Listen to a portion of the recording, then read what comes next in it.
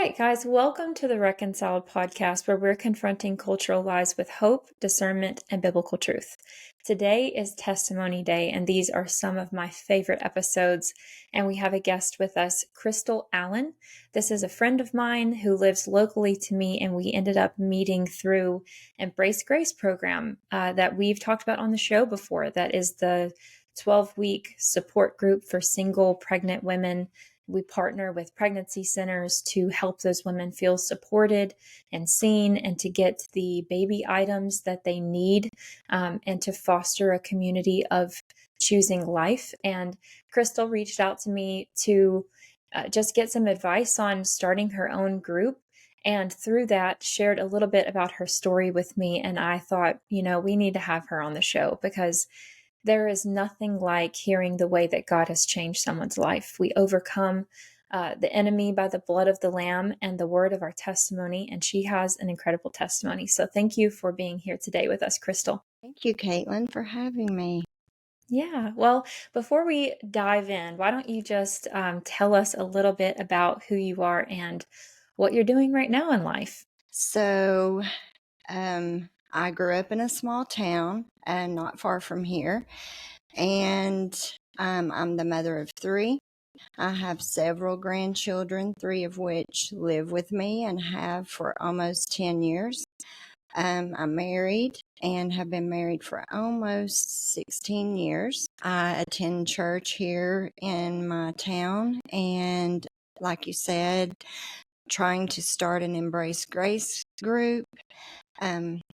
And I mean, really and honestly, I just love to serve. And what do you and your husband do for a vocation? a couple years ago, we started our own business. It's a home renovation business, and we're hoping to grow into builders. So that's Okay. our dream. Yeah, very cool. I'm sure that's a challenging job. We as my listeners know, have my husband has his own business, and I help him in that. Yes. And starting a business is not for the faint of heart by any Amen. means, especially construction. There's so many challenges that come with that. But all right, let's just get started on your testimony. Just take us back as early as you need to, and walk us through your story. So, as a child, I grew up in a very religious household. I'm an only child. And when I say very religious, it was very strict. I grew up wearing dresses. I was not allowed to wear pants. I was not allowed to cut my hair. I was not allowed to wear makeup. So, going to public school, that can present a little bit of FOMO that I didn't even know existed at the time. Yeah. But so as a teen, I started to get a little bit rebellious, like questioning the beliefs and wondering why, to follow Jesus, I had to wear dresses and couldn't dress like the other kids in school. And even in gym class, wearing a dress and having to turn away from the other kids toward the wall so that I could still do the exercises. I mean, it was quite a strict upbringing. Yeah. And like I said, it kind of turned me toward a little bit of rebellion as I moved into my teenage years, which are difficult for everyone. Yeah. Is that how your parents grew up as well? Like, did they kind of grow up in that environment, and that's what continued with you all? Or was there something that kind of pushed them into that more legalistic style of Christianity? So neither of them necessarily grew up that way. My dad grew up in a family of 12 children, and so they lived up in the mountains. I kind of, like to think that he grew up sort of like Dolly Parton. Yeah.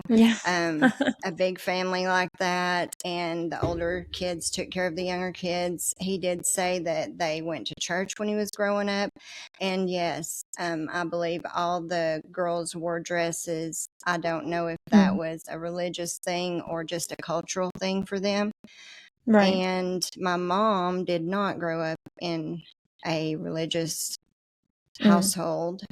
Okay. She actually grew up with alcoholic parents. So Mm. it was quite the different upbringings there. But when I was around Yeah. 5, I believe, they both began going to church and changed their lives. And at that point is whenever we got involved with that type of church. Okay, so that was what the culture of your church was as well. It wasn't necessarily just your parents, but that was what the rules Absolutely. of the church were. Okay, gotcha.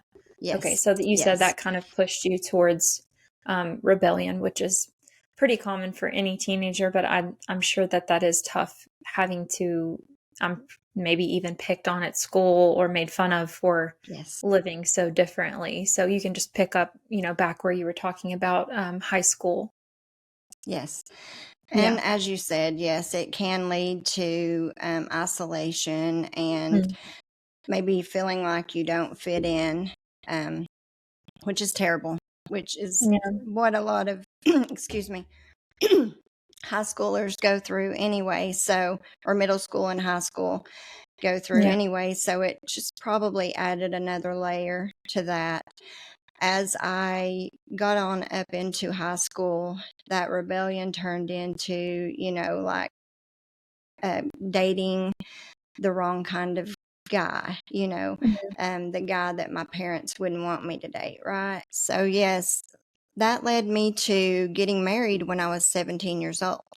Um, Mm. they, I'm assuming that the reason that they approved that marriage for me was because they felt I was living in sin by the Mm. things that they knew I was doing outside of marriage. So Yeah. they did sign for me to get married. It was only probably a few weeks before I turned 18, and I think that they thought that I would probably do it anyway. That Yeah. Now, marriage was your didn't last. boyfriend older? Was he older than you or the same age? Just a couple years older, yes. Okay. Gotcha. And so he was 19 and I was 17. Mm. And that ended up leading to some domestic violence issues and a Mm. very quick divorce. So we weren't even married a year. Mm. From that point, I met another guy that, again, would not have been someone that my parents approved of.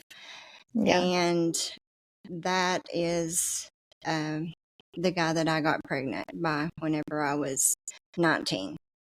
Okay. And what were you Um, doing at this point in life? Were you in college? Were you working? okay, so I ended up, because of the domestic violence, I ended up quitting school my senior year. Yeah. And I went directly into the workforce, which was in my hometown, just factories. So I was Mm. doing Yeah. factory work and retail work. Um, so, no, I did not go to college at that point, although I Okay. did go later in life. Yeah. Um, I ended up pregnant by this guy, and I can remember I'm not saying my parents were wrong about him at all, because he was actually incarcerated whenever I found out I was pregnant. So Mm. I remember in my little small town at the time, and we're talking early 90s, Yeah.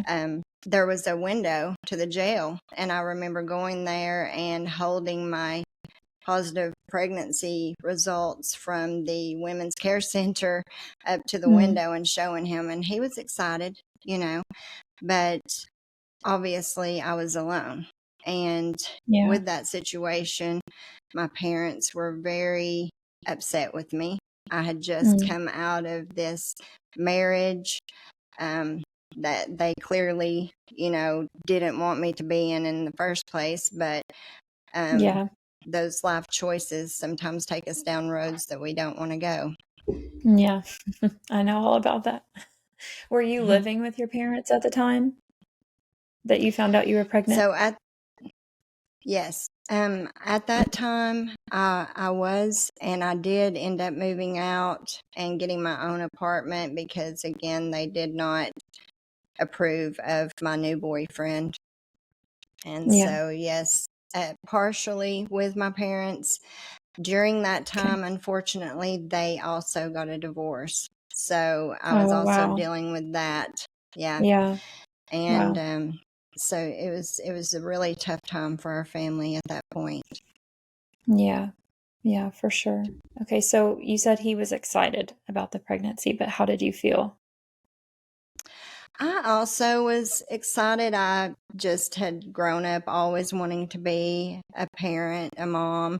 That's basically what I saw my mom do and kind of what I Mhm. thought I was supposed to do, you know? Yeah, so where did you go from there? So from that point, immediately, strangely, because I grew up in such a strict religious background, I was basically advised to get Mm, an abortion right away. And there was an appointment made. And because my mom didn't drive and my dad had to work, we had asked a neighbor of my mom's to take us to the appointment. And he backed out. And this mm, was when I was just about a month along. And okay. so at that point, I thought, well, maybe that's God telling me this is not what I should do. Mm, And so I went several months, you know, thinking that. yeah. In that process, sadly to say, I met another guy, and I had actually known him for a little while, but we began dating, and he actually told me he didn't mind that I was pregnant by another man, and I felt fairly good about it. As time progressed and a couple months went by, you can imagine I feel like clinging to just anybody that would show me attention and love, or what I Yeah. felt was love. Yeah. And so I started doubting that he would stay with me being pregnant by another guy. And so Yeah. then, because I guess that seed had been planted about abortion previously, I started thinking about it again. And I Yeah. spoke to people who again advised me to do it, people that I trusted, people who were being advised by other people in our church, Mm, um, that it was probably best. It would save embarrassment, um, more yeah. embarrassment, because I had already been married and divorced by that point, and had the Right. baby's daddy incarcerated and then with another guy at that point. So it was Yeah. just a tangled up mess, basically. Yeah. Yeah. Sounds like a lot of things in your life that were stable were falling apart, and so I'm sure you felt like this was your only option. And I'm curious, about the people in your life telling you to get an abortion. Did they, understand what that really is and what it means? Did your church ever talk about it? Or, it's because it's just interesting. I think a lot of people assume that all Christians are pro-life, but clearly you were being advised in the opposite direction. Yes. I want to believe that nobody involved that was advising me to actually have an abortion understood really what they were advising me to do.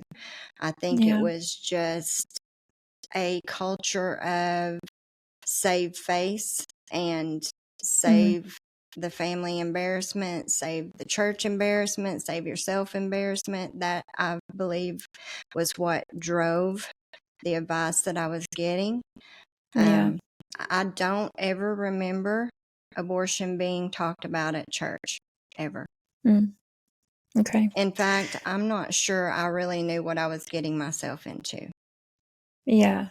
Yeah. And were you able to have that abortion locally? I was just curious, with you being further along, if there were options or if you had to go to any type of special facility for that? Yes. So at that point, the first appointment, that was when I was a month along, I could have Mm-hmm. gone to Chattanooga, which was Yeah. close to me. But since I waited until I was, in fact, 5 months along, we had to go to Atlanta, and it was a Okay. 2-day procedure. Okay. So it was legal there in Atlanta, because I know every state kind of Yes. has different laws. So I didn't know where it was back then, just legally speaking. And so, how did you feel after the procedure? I mean, was it relief? Did you have an instant regret? What was going on in your mind after that? Well, if I can step back just a little Yeah. bit and Yeah, take absolutely. you, to the abortion clinic and my Mm, experience yeah, as I was please. walking in, there were protesters outside. I remember Mm, that I basically ignored them because at this point my mind was made, it was made up. I yeah. go in, and that first day, of course, they take me in, and this is the first ultrasound of my baby that there's been, Okay. because back then, the care centers did not do that.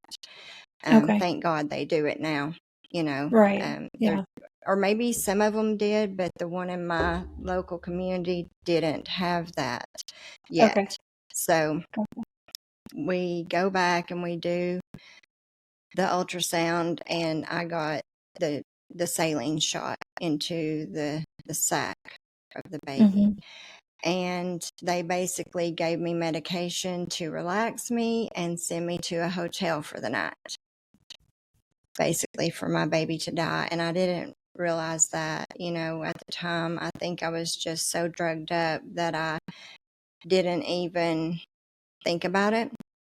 And And I'm sure so, they didn't explain to you the process oh or no, no, what no, was really no. I happening. mean, no, not at all. Yeah. No, this is just going to take care of your problem, and everything's going to be better tomorrow. And did they Um, oh, this is a question I have for you. Did they show okay. you the ultrasound or did they just take it for their own purposes? No, they did not show me the Yeah. ultrasound. Okay. No, Because I saw that from some reporting of live action that they try to say, like, oh, yeah, we do ultrasounds. Women know, like, they get to see, but it's actually just for internal use. it is. Yeah. Absolutely. And I'm sure, that they used that ultrasound as they were giving the saline shot. Yeah. Also, part of the procedure was inserting, and I'm not sure exactly what they were, but something to kind of cause me to start dilating Mm, because I was so okay. far along. And was this the So next day or first night? that that night, so Okay. that is how I went to the hotel, is basically drugged up and not knowing exactly what was going on. Just kind of slept through that part of it, I guess. And we had to be up early and be back at the clinic the next morning. As I go in and they call your name, it's like a waiting room at any other doctor's office. But they take Mhm. you back, and I received an IV, and we were basically in a circle of ladies, a whole circle of ladies and young girls. I mean, some of them were crying because they were being forced to have abortions by their parents, like, really young girls. And then some already had children and were married and just said they couldn't afford, more children. So we're given an IV, all of us, and we're all, um, given medication to relax us. So we're kind of feeling relaxed enough to talk about our stories. So I got to hear, several of the ladies and young girls tell, how they ended up there.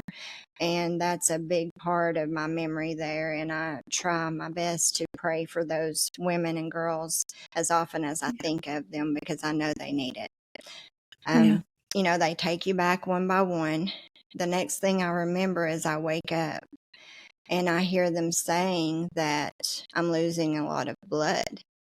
Mm, And it was kind of scary, but at the same time, I'm still drugged up, so I don't really understand what's happening. Eventually, I remember being taken to another like recovery area, and they told me I was vomiting, and they told me that once I was able to keep down some saltine crackers and lemonade, that I would be released. mm, I really have no idea how long that took, but I know that it took a while for me to be able to do that and actually have that settled stomach enough to be able to leave. mm, As we left, because my mom wasn't a driver and I couldn't drive, we had taken my new boyfriend and he drove us. And I'll be honest, this is the part that a lot of people don't understand. But once I left that clinic, I felt relief. mm. I honestly felt relief. And, it saddens me to know that I felt relief, but it's Yeah, just the truth. yeah. And you know, another thing that I forgot to tell you is after the first day, when I went back in the second day, Mhm. they came to us and we only had a little bit of money left because this was a pretty expensive procedure.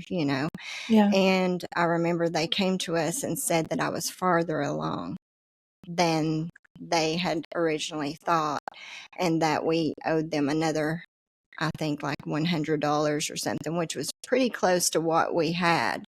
I don't right. think we had very much, Yeah. left after paying for the original, payment for the procedure. Yeah. So Now, that did was kind they of a, sorry, go ahead. I was just going to say that was kind of a devastating, thing to happen. It's kind of like, okay, you can't reverse this now. So we need you to Right. pay us more money or we can't finish it.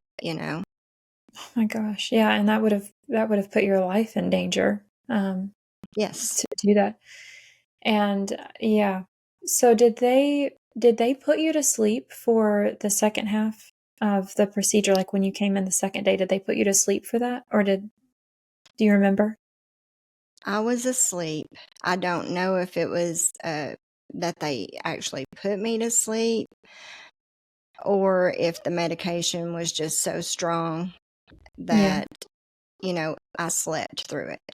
Like I Okay. said, I can remember hearing them say that I was bleeding a Mhm. lot and, but I wasn't even awake enough to be terrified about that. And now that Yeah. obviously I've gone back and done research, I know how dangerous, I could have Yeah. died. Yeah, definitely.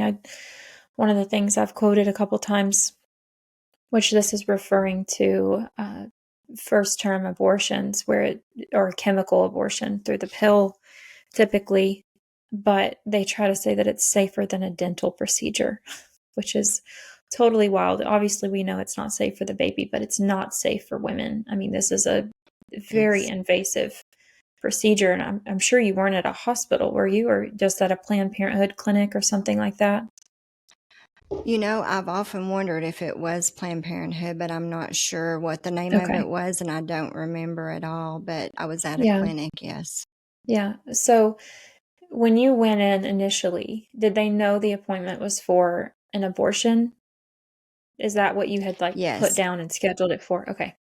And so they didn't offer you any other options like adoption, or they didn't, it was just straight to whatever you had asked for. exactly. Yeah. I believe that it was strictly an abortion clinic, so they Mhm. didn't do anything else there. So they Okay. knew that that's why I was there. And no, I Yeah. wasn't offered any other option. Yeah. Okay. So walk us through, after the fact. You said you felt relief. You go back home. And obviously, we know eventually that you did feel regret and you've got, more to your story. So walk us through after the fact Yes. and up to the point where God changes your heart and your life.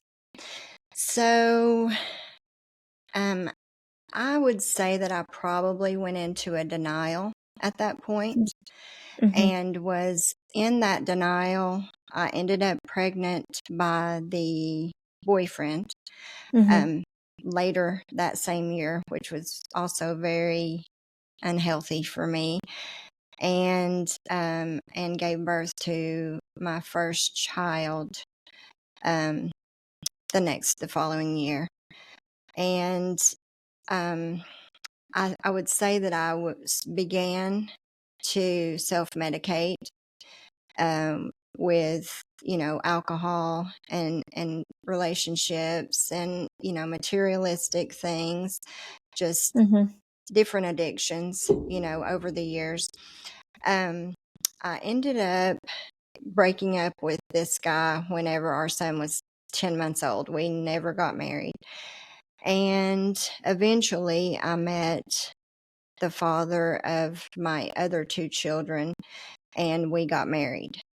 That was probably when my son was around 2. So we got married.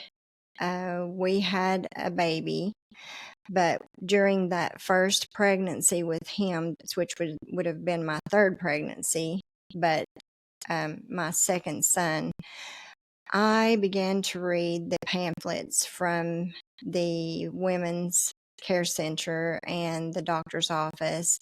And it just so happened at this particular day, I was 5 months along.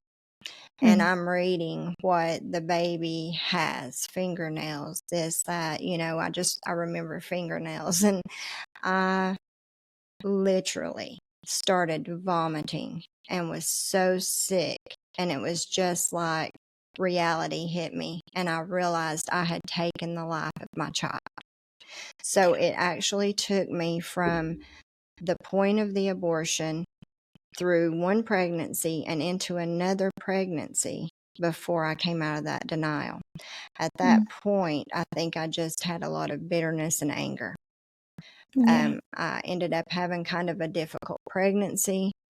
And postpartum, I have no doubt I had postpartum depression, but I was never diagnosed. Um, I had a harder time, being a mom, and um, probably, being compassionate toward my children. It was almost like I felt like I didn't deserve Mm. to be a mom because I had realized that I had taken the life of my first child, and that I had made that choice. And although I was being advised by people that I trusted and loved, and I know they loved me, Yeah. I just had a hatred for myself, I believe. And I went Yeah. several years with that hatred and bitterness. I ended up Mm. having, going into a um, post abortion counseling. I would say my second son was probably around 2 or 3 at that point, Mm. and I was invited to our local pregnancy center for a post abortion counseling group, a support group. And so I joined that, and that, I would say, was the beginning of my healing journey. Yeah. I went through that. I believe it was about a 12 or 13 week sort of, maybe something like how long Embrace Grace is. Yeah. And at the end of that, we were able to have a candlelight vigil for our children. They had us pray for God to reveal to us, the gender of our child, if we didn't know that. And I Mm. always felt like it was a girl. Well, at that point, I had birthed two boys, so I had two Yeah. sons, and I remember, during this process, I was going to a revival at church, and I was at home alone, and I just felt the Holy Spirit with me, and I started praying, God, you know, I would really like to have a daughter.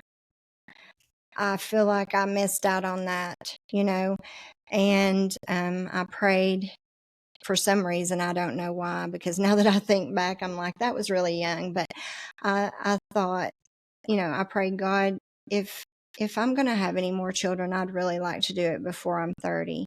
And I think part of it was, I wanted all my children to grow up at the same time. I didn't want to have, different generations of children. And so, like I said, I just felt the Holy Spirit with me. At that point, it was almost like a joy came over me, and I began to weep and pray.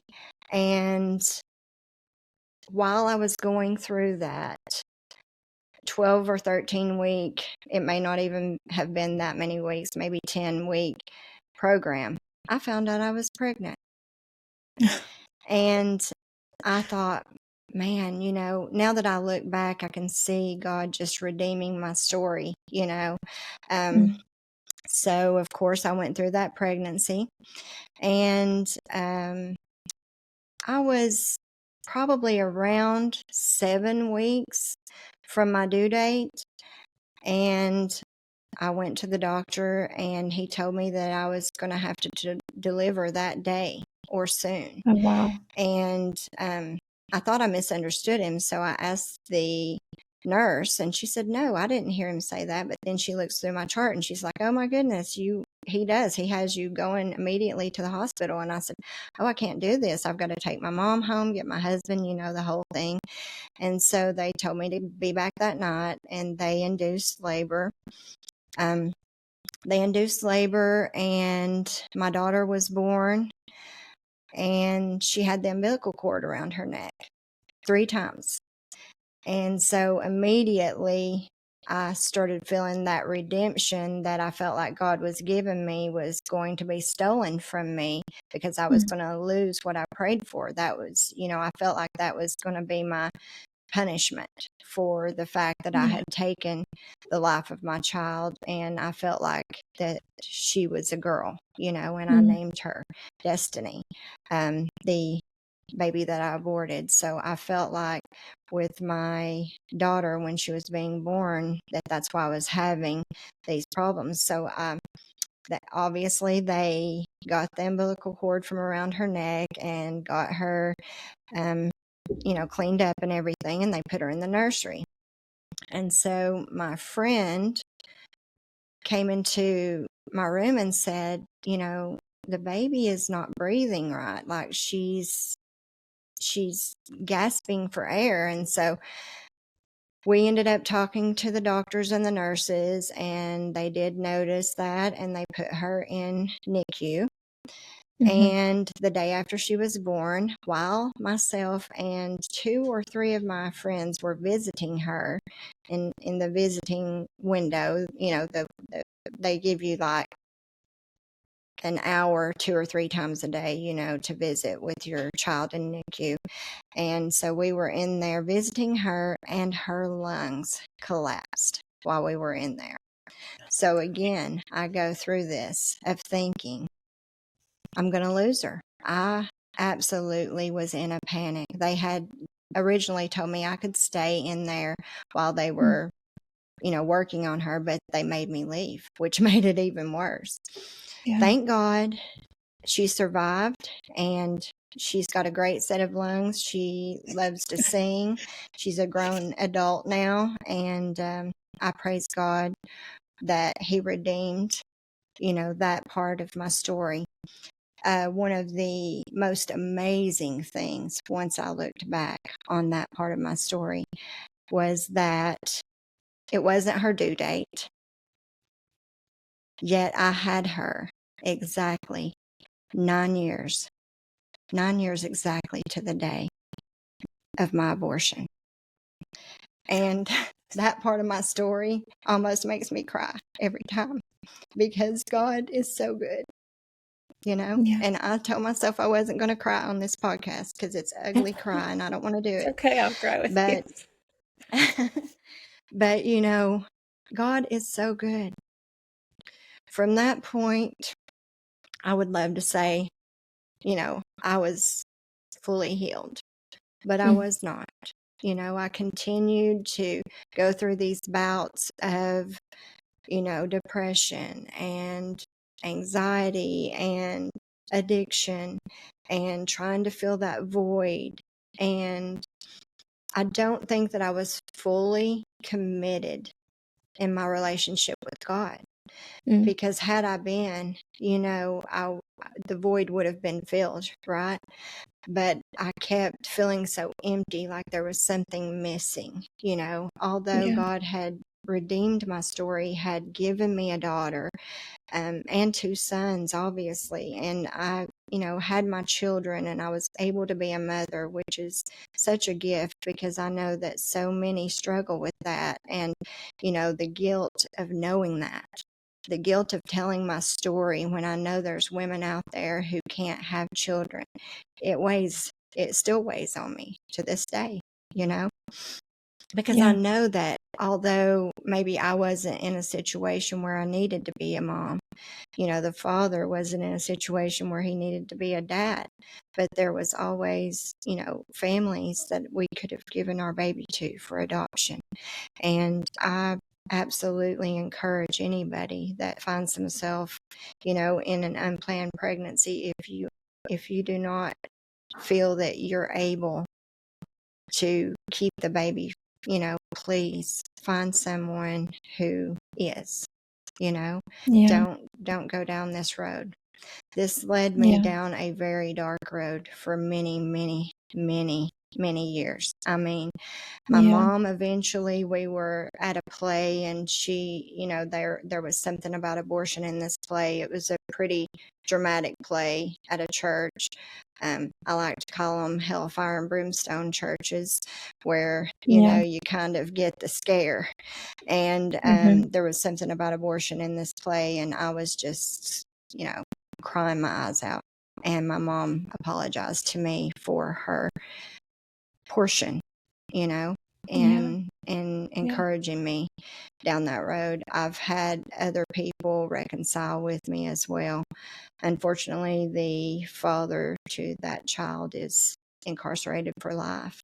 So I'm sure that it has absolutely had a part in the road that he's taken as well, And that's Yeah, I sad, was because curious. fathers, Sorry, I was just going to say I was curious. Back then, I would assume it's the same as today, but he probably didn't have any say in no, whether or not you had an he abortion. has Yeah. no say. No say at Yeah. all. And I'm sad to say that, I lied to him for a long time about it, but I did eventually tell him the truth. I set aside a time specifically to do that, because I felt he had the right to know. And I felt Yeah. that I needed to get that off my chest, As Yeah. time went on, like I said, I've struggled back and forth with addictions, with drinking, with partying, not being the best me that I could be, trying to just forget what I had done. And I was very angry at myself and bitter at, the people that were involved. And I wish that I could say, it was, just happened overnight or whatever. But it was a very many, many years, a long Yeah. time. Um, I think that can I be guess I should say encouraging to a very long people. time. Sorry, I was going to say, I think that can be encouraging to people because, at least in my case, and yours, and many people that I've spoken to, it's not overnight, but you tend to expect that of yourself, or you think because you, eventually did give your heart to the Lord, and I did as well. Like, why am I not better? Why do I not feel whole? I'm supposed to feel this way now.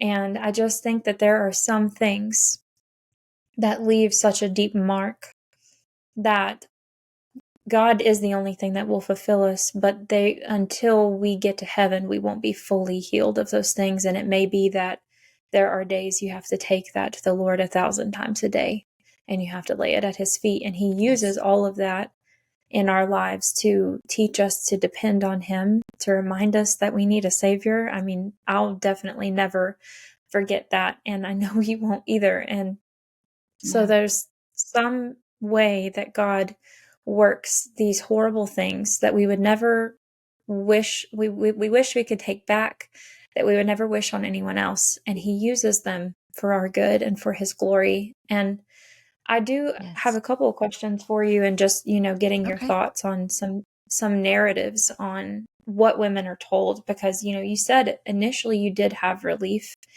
and I think that that's something that a lot of women are told: you're not going to regret this. And look, see Yes. these women over here, they're shouting their abortion. They feel great. That this is a relief. They made the right decision, and then your situation, you didn't experience that grief and that regret until years down the road. And I think a lot of women are Yes. even maybe afraid to admit when they do end up feeling that remorse. And maybe they never will. That doesn't determine whether it was right or wrong per se, but I do think that these women are told you're never going to have any second thoughts about this. So, what would you say to the women that are thinking, hey, I feel good, or they feel like they're in denial? What would you say to them? Well, I have invited several women that I've met along the years to, you know, go to a post abortion counseling group or Mhm. to get help. And I've been told more times than one that it was the best thing that ever happened to them, that they made the right Yeah. decision, that they do not have any regrets. And in that situation, I generally just try to share my story and I guess reiterate the fact that eventually you will come out of denial. That will hit Yeah. you eventually. And I don't believe that there's anyone that could go through an abortion and never have a second thought. I just don't believe that at Yeah. all. Yeah. And if so, they are definitely medicating themselves in one way or another, whether it Mm. be overworking or overspending or alcohol, drugs, whatever it may Yeah. be, um, to kind of push that memory down because Yeah. I know that, I even had, times when I would be at work and I would swear I heard a baby cry. I mean, I Mm. almost thought I was going insane, at times. Yeah. So I know that anyone would have that. It's just maternal, you know. Right. Once the baby has been in your stomach, I mean, and was growing in your stomach, it was a part of you, and that baby's always Yeah. going to be a part of you.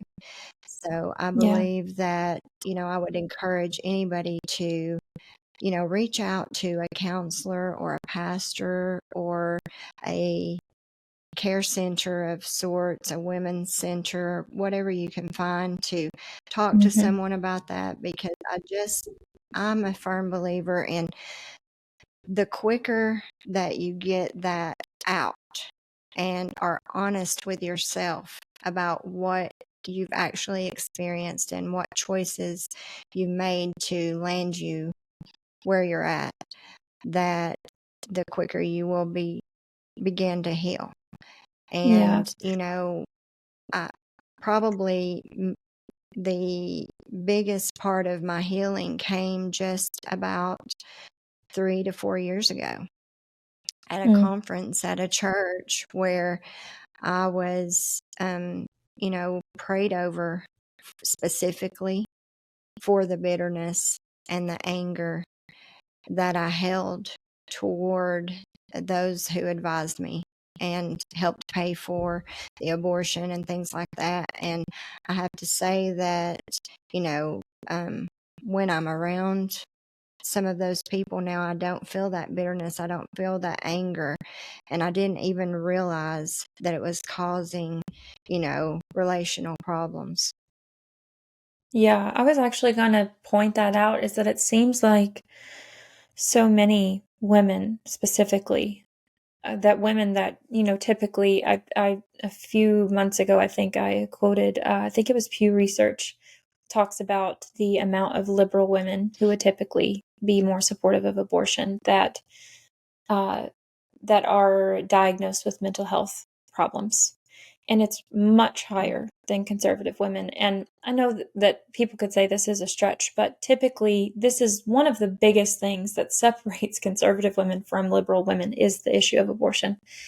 And so I feel like it's fair to say that many of them are putting on this face of, we're fine, we're doing great, this is what we want in life, which I did in my own Mm. ways in my story. And it wasn't until after the fact that I looked back and I was able to say, wow, I was miserable. I was so miserable. And Yes. I didn't put two and two together that my sin and my lack of relationship with God was really at the center of that. Yes. Yeah. I would absolutely agree with you. When I look back at the person that I was before, I don't even recognize that person. Mhm. I remember having so much bitterness and anger, and I just always labeled myself as somebody with anger issues. I didn't really know Yeah. why. Thought maybe it was some of the things that happened when I was growing up, or the household, with the strictness, the religious beliefs and all that kind of caused me to be angry, because I was never like everyone else or accepted. I felt I wasn't. Maybe I was more accepted than I believed, because the enemy will Yeah. lie to us at an early age. But Yes. um, I definitely am a totally different person now that I have accepted the fact that I sinned, accepted, the fact that I made that choice, and no matter who I wanted to believe was at fault, I tried Mhm. to play the blame game and everything. But once I got that prayer and I really received that healing from God, I was able to just feel freer about it. And although I've given my testimony before that actual prayer happened, I feel now that I'm more about getting the story out there to help others and for God's glory. Before, it was more telling my story because I wanted to feel better. I wanted to feel Right. better about what I had done, and I thought if I told my story and it touched somebody, then, it would make me feel better. But I Yeah. can honestly say that now when I tell my story, I am telling it because I want God to get the glory. God redeemed me. God gave me another daughter exactly 9 years later. God Mm. allowed me to have a vision of Jesus coming through my window and handing me a baby, and I was able to hold that baby. And then he reached out his hands back, and I didn't see his face, but I knew it was Jesus because it was bright, and his arms reached back out, and I knew that I was supposed to give him back the baby, and I gave him back the baby, and he went back to heaven, and that was my vision. And that was, I believe, God showing me, hey, you're going to see Destiny again one day, or Yeah. for the first time, actually, because I've never seen her. But Right. she's in the arms of Jesus, and that Yeah. gives me hope, that gives me comfort as well. Yeah. Oh, you've made me cry more than anybody else. I'm That's okay. sorry. No, no, it's I'm such a surprised I'm beautiful, not crying. yeah, it's such a beautiful story of redemption and how God really does care. Even in our sin, He does. He wants to comfort you. And that's just hard to even understand, even as a believer for Yes. most of my life. But I want to shift gears a little bit, and I want you to speak directly to pastors, because This has been such a hard topic, it seems like, for churches to navigate over the last, 50 to 60 years in our nation. And I think Yes. that there's a misunderstanding from specifically pastors worrying about hurting the women in their own congregation that have lived this experience. And so I'd love for you to Yes. just encourage pastors on what you think about how they should be talking about this subject. Should they be talking about it? What in your mind, what would it look like ideally for a church to really handle this issue with the truth in love? Okay. That's a deep question. Um, Yeah. I believe that, to begin with, yes, I do believe that obviously if God lays it on their heart to preach about it, I would encourage them to have a sermon, maybe Yeah. even if it's just once a year, about Mhm. abortion and, the conservation of life. And, it may even help to have testimonies, on the screen, or, um, statistics obviously help. But Yeah. as a woman who has had an abortion, I would say this. If I were in a congregation and I was not as healed as I am right now, and I was not living, righteously and trying to do, God's will, it would probably upset me a bit to hear a pastor speak about abortion. But Yeah. if he could find a way, and I know that God would work with him on that, he or she, I Mhm. believe that God could guide the words of that pastor or of pastors in an eloquent way to get the message across without harming or hurting or making someone feel condemned. Yeah.